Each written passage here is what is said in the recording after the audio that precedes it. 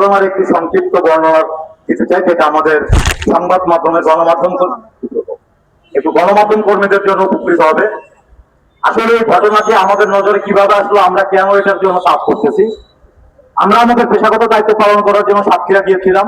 সাতক্ষীরা যাওয়ার পর আমরা জানতে পারি যে ওই এলাকায় একটি ছেলে খুন হয়েছে 2024 সালের ডিসেম্বরে, এবং সেই ছেলেটির পরিবার কোনো বিচার পায়নি, কোনো থানায় মামলা করতে পারেনি, কোনো আদালতে মামলা করতে পারেনি। বিবেকের কারণে, যেহেতু নিজেকে পরিচয় দেয় মানবাধিকার কর্মী, মানবাধিকার নিয়ে কাজ করি, তাই বিবেকের দংশনের কারণে আমরা আমাদের নিজের ওই কাজটিকে বন্ধ রেখে আমরা সেই ছুটে যাই সেই প্রত্যন্ত অঞ্চল, আমাদের ভারতের বর্ডার থেকে মাত্র 300 মিটার দূরে যে বাড়ি অবস্থিত, যেখানে মুভমেন্ট করতে গেলে বিজিবিকে সাথে নিয়ে মুভমেন্ট করতে হয়। আমরা সেখানে যাওয়ার পর বিজিবি আমাদেরকে আটকায় এবং তারা বলেন যে আপনারা এখানে লিখিত অনুমতি ছাড়া এবং আমাদেরকে সহযোগিতা ছাড়া, তাদের সহযোগিতা মানে হচ্ছে তারা 3-4 জন আমাদের সাথে থাকবেন, তাদের সামনে আমার বক্তব্য নিতে হবে। আমি একজন মানবাধিকার কর্মী এবং সংবাদ কর্মী, আমি গোপনে, আমি তথ্য কারো কাছে প্রকাশ্যে নিব না। আর একটা খুনের ঘটনা যেখানে ঘটেছে, যেহেতু তারা বিচার পায়নি দীর্ঘ 18 মাস, তারা কি প্রকাশ্যে আইন শৃঙ্খলা বাহিনীর সামনে কথা বলে স্বাচ্ছন্দ্য বোধ করবে? করবে না। তারপরে যেভাবে হোক তাদেরকে বুঝিয়ে শুনে আমরা সেই বাড়িতে যাই। বাড়িতে যাওয়ার পরে আমরা সেই সাগরের বাবার সাথে কথা বলি, এবং আমরা জানি যে জিনিসটা অনেকে বিশ্বাস করতে চাবে না, কারণ আমাদের প্রথমে ধারণা হয়েছিল যেহেতু একটা মামলা, একটা খুন হওয়ার পরেও 18 মাসে কোনো বিচার হয়নি, কোনো মামলা হয়নি, তাহলে এর সাথে অবশ্যই কোনো প্রভাবশালী মহল জড়িত আছে।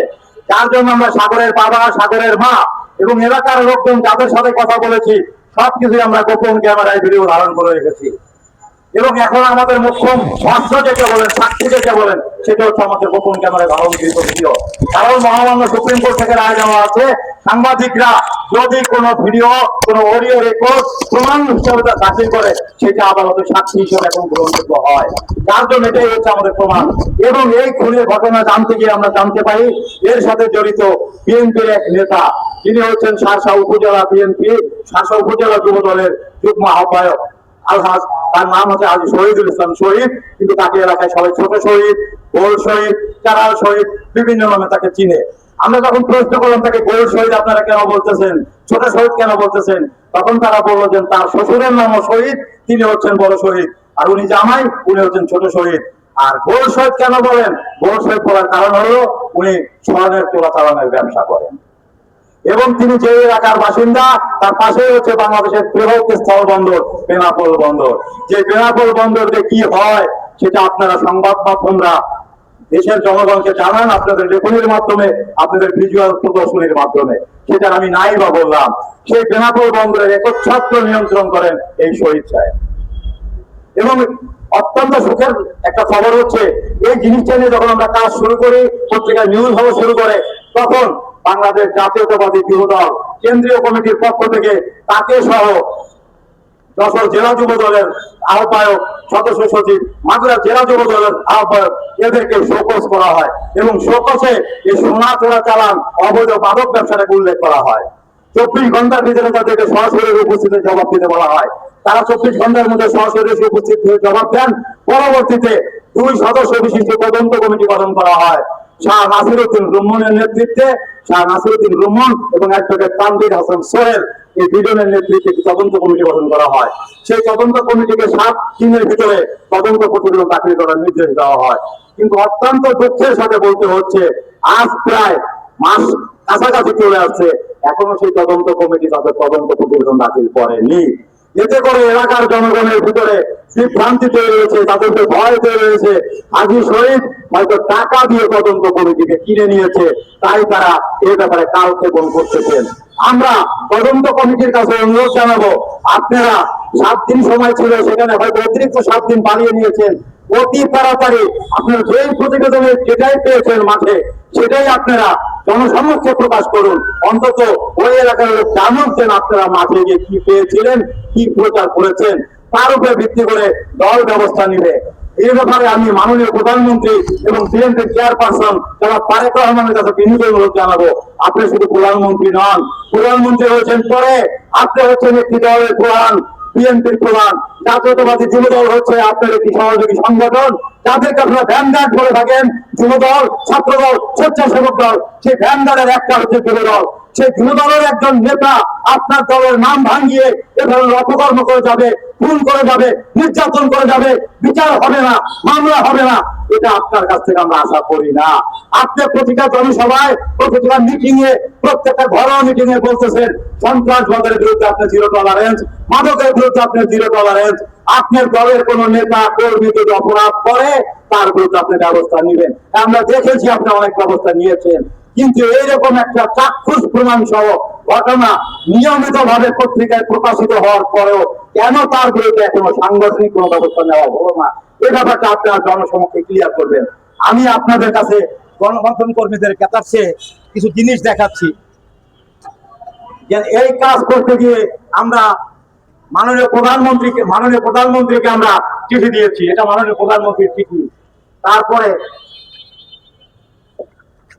উনি যেহেতু শুধু প্রধানমন্ত্রীর নাম, দলীয় প্রধান হিসেবে তাকে আমরা চিঠি দিয়েছি ব্যবস্থা নেওয়ার জন্য। তারপরে আইনগত ব্যবস্থা নেওয়ার জন্য মাননীয়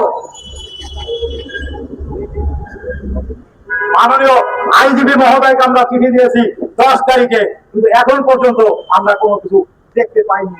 তারপরে আমরা মাননীয় স্বরাষ্ট্র সচিবকে চিঠি দিয়েছি 18 তারিখে, এখন পর্যন্ত আমরা দৃশ্যমান কোনো অগ্রগতি দেখতে পাইনি। আমরা খুলনা রেঞ্জ ডিআইজিকে চিঠি দিয়েছি গত মাসের 5 তারিখে, এখন পর্যন্ত আমরা কোনো দৃশ্যমান অগ্রগতি দেখতে পাইনি।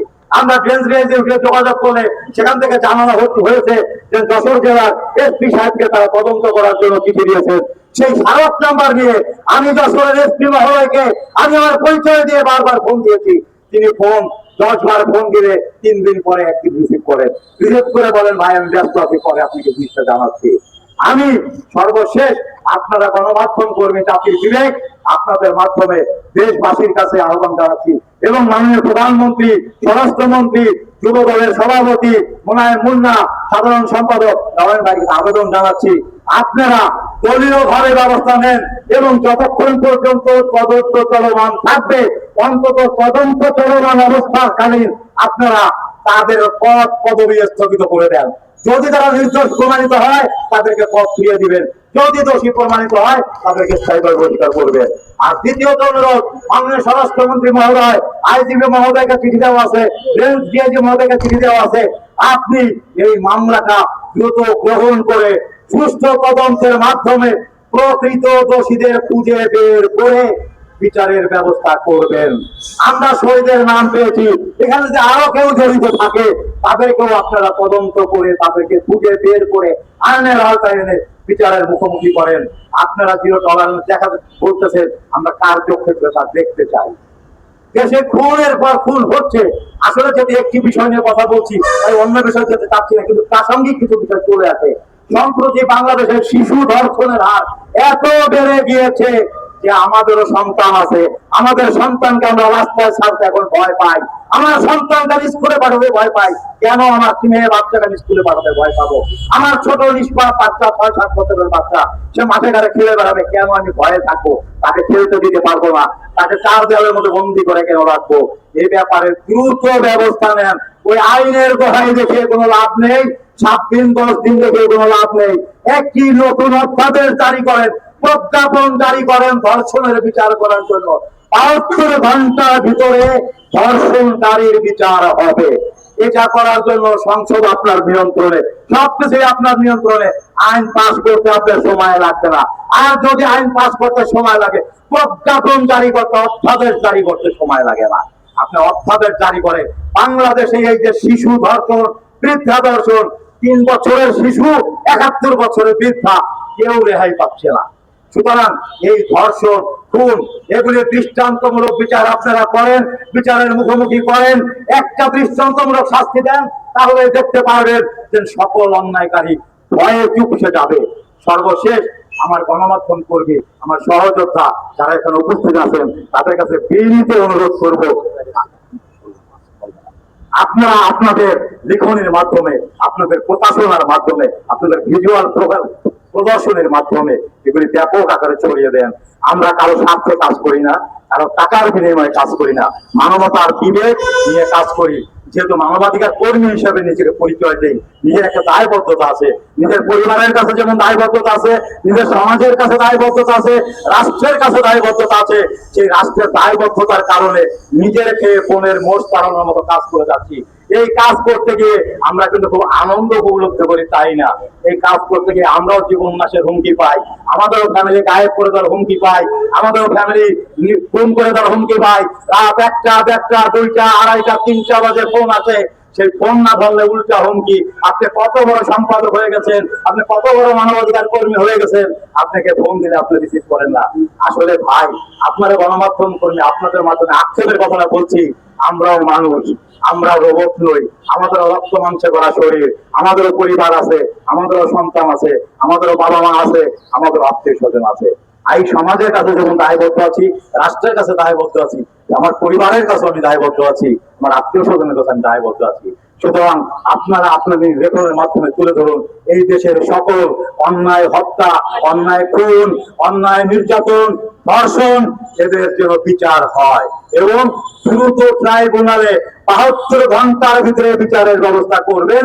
সর্বশেষ মাননীয় প্রধানমন্ত্রী, যুবদলের সভাপতি, সাধারণ সম্পাদক, মাননীয় স্বরাষ্ট্রমন্ত্রী, আপনাদের কাছে বিনীত অনুরোধ জানাবো, এই ঘটনাটার সুষ্ঠু তদন্ত সাপেক্ষে দ্রুত মামলা গ্রহণ করার নির্দেশ দিয়ে আপনারা তদন্ত করুন। তদন্তে যারা দোষী প্রমাণিত হবে তাদের বিরুদ্ধে ব্যবস্থা গ্রহণ করুন। এই আশাবাদ ব্যক্ত রেখে আপনাদের সবাইকে আবার ধন্যবাদ জানিয়ে এবং এখানে আমার ডাকে যারা উপস্থিত হয়েছেন, আমার সংস্থার প্রতিষ্ঠাতা চেয়ারম্যান, দৈনিক বঙ্গবন্ধু পত্রিকার প্রকাশক সম্পাদক মাহবুবুল আলম আব্বাসী, দৈনিক সবুজ বাংলাদেশ পত্রিকার সম্পাদক জনাব মাসুদ হোসেন, দৈনিক স্বাধীন সংবাদ পত্রিকার প্রকাশক সম্পাদক আনোয়ার হোসেন আকাশ, মানবাধিকার কর্মী মুসলিম উদ্দিন ব্যাপারী সম্রাট এবং আমার সংস্থার মহাসচিব, ভাইস চেয়ারম্যান, যুগ্ম সম্পাদক, কার্যকরী সদস্য সহ বাংলাদেশের যারা এখন উপস্থিত হয়েছেন তাদের সবাইকে আবারও আমার পক্ষ থেকে, আমার সংস্থার পক্ষ থেকে